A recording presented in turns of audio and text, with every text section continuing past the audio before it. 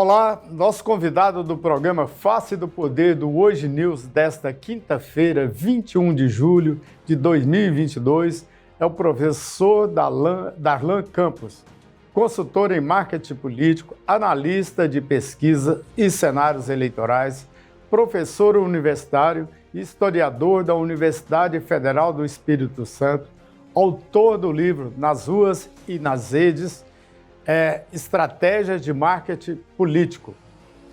Seja bem-vindo, professor Darlan. Obrigado pela gentileza em conversar conosco e nosso público.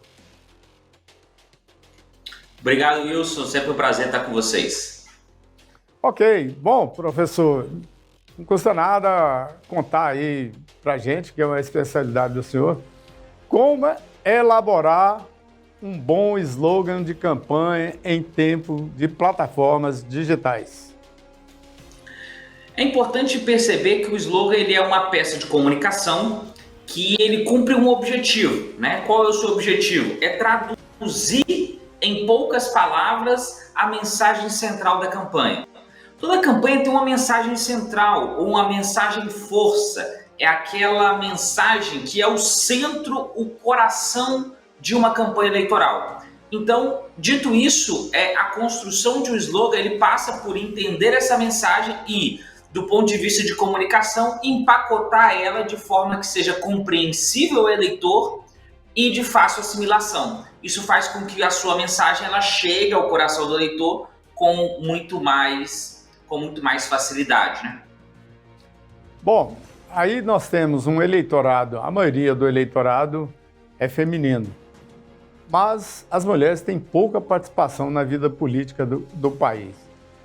Muitos falam que é falta de estímulo ou existe um conceito machista nos partidos que inibe a participação das mulheres na vida partidária. A minha pergunta para o senhor é o seguinte: tem diferença de um slogan de uma campanha feminina para um slogan de uma campanha masculina? É possível construir um slogan para uma determinada candidata que serve para o homem e mulher? Primeiro, sobre esse ponto da participação feminina, é importante a gente perceber que a gente tem tido avanços sobre a participação feminina de uma eleição para outra. A grande crítica é que esse avanço ainda é muito tímido, né? Ainda é muito frágil e ainda tem espaço de crescimento de forma significativa, né? Isso, lembrando que a política ela é uma representação também da sociedade. Logo, nós estamos falando de uma sociedade machista, misógina, e isso acaba refletindo também nas estruturas políticas e faz com que a gente tenha esse desafio, né? O slogan ele não diz respeito muitas vezes sobre o candidato feminino ou masculino, não. Diz respeito muito mais ao público que você quer atingir. Então, se a gente pega, por exemplo, o presidente Bolsonaro, que trouxe como slogan de campanha Brasil acima de tudo, Deus acima de todos, esse slogan ele sintetiza muito daquilo que era a defesa que ele queria trazer em termos de discurso, de proposta e de pensamento para aquela estrutura. Então, o slogan é essa síntese que me permite apresentar. Isso não depende tanto do gênero, depende muito mais do público-alvo que eu quero atingir. Então, o que define o slogan está muito mais próximo do público que eu quero dialogar do que necessariamente com o gênero, com a classe social, com a renda, né, com a raça do candidato. A pergunta, professor Darlan, a proposta é pelo seguinte: eu já vi alguns aí nas redes, tipo assim, fulano de tal, a força da mulher na política. Uma coisa tão vaga, daí a minha pergunta para o senhor. Esse tipo de abordagem, digamos, nas redes sociais, igualaria voto ou é um lugar comum que as pessoas passam, digamos, despercebido? Isso. Se a gente volta no conceito que eu trouxe inicialmente, de que o slogan ele é uma mensagem central que é o coração da minha campanha, uma candidata que coloca fulana, a força da mulher, ela está querendo, muitas vezes, me parece, a impressão que eu fico é que ela quer fazer uma campanha de nicho, de uma campanha muito mais voltada para o público feminino e possivelmente dialogar com esse perfil de eleitorado, trazendo um empoderamento, pensando numa mulher mais empoderada. Então, ou seja, slogan, ele cabe em qualquer tipo de expressão. A grande questão é, ele está condizente com a estratégia que você vai construir? Por exemplo, o Tiririca usou um perfil de slogan na sua campanha que era mais caricato, que era mais divertido, que trazia uma pitada de humor. Se você não sabe o que acontece lá, vota em mim que eu te explico, depois eu te conto, alguma coisa nessa linha. Ou seja, nós estamos falando de um comediante, de um personagem que veio para uma eleição, e isso foi testado pelo partido. Eles tinham vários testes, fizeram muita pesquisa qualitativa para chegar naquele slogan, naquele processo. Então, foi um slogan que dialogou um pouco com a história do candidato, com uma parcela do eleitorado que estava descontente com a política, com uma parcela do eleitorado que queriam até um voto de protesto ou votar num outro candidato. E isso traz, então, ou seja, está muito mais no campo da estratégia, de definição e depois de ajuste fino de comunicação. Bom, Darlan, a polarização Luiz Lula da Silva e Jair Bolsonaro já disputam quem é mais ativo no marketing digital. Até então, o ex-presidente Lula ele tinha pouca atuação, agora está tendo muito. A pergunta é possível mensurar o alcance de cada um, tendo como base as publicações deles nas redes?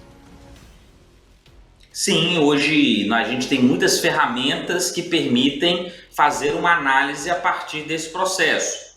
É fundamental a gente entender que o digital ele não é uma corrida de 100 metros, ele é uma maratona. Logo, o candidato ele precisa fazer um processo de construção dessa audiência. Vamos lembrar que Bolsonaro constrói uma audiência com seu discurso há anos e anos. Isso faz com que ele hoje se torne o principal ator político no ambiente digital, pelo tamanho de construção que ele fez ao longo do tempo. O presidente Lula e o PT tiveram alguns desafios e estão correndo atrás do prejuízo, mas se você pega em termos de alcance, de processo, você tem essa dimensão do tempo. Então eu diria para quem é candidato, para quem vai disputar a eleição, de que a construção de um ambiente digital, de uma estratégia digital, ela passa necessariamente pelo tempo. Para encurtar o tempo, eu tenho que usar outras ferramentas digitais, como, por exemplo, o tráfego pago. Tráfego pago é quando eu, dentro das ferramentas digitais, das mídias, por exemplo, impulsiono um conteúdo para um público específico. Ou seja, eu estou comprando audiência, assim como eu compro um horário numa rádio ou uma propaganda na TV, você pode comprar também na internet e isso permite que a sua mensagem alcance mais gente do que alcançaria. Então você precisa fazer o trabalho de base com tempo, mas se eu não tenho tempo, eu tenho que fazer o quê? Usar outras estratégias para fazer a minha mensagem chegar mais longe, mais rápido e com mais velocidade. Entrou num ponto aí que é a última pergunta para o senhor. Facebook, Twitter, Instagram, YouTube e WhatsApp, entre outras plataformas digitais, vão ser decisivos em uma campanha política tão curta? Eu defendo uma tese de que nós estamos num momento em que nenhum meio de comunicação ele vai ser preponderante. Nós estamos falando de uma eleição em que o ganhador não vai fazer uma única coisa.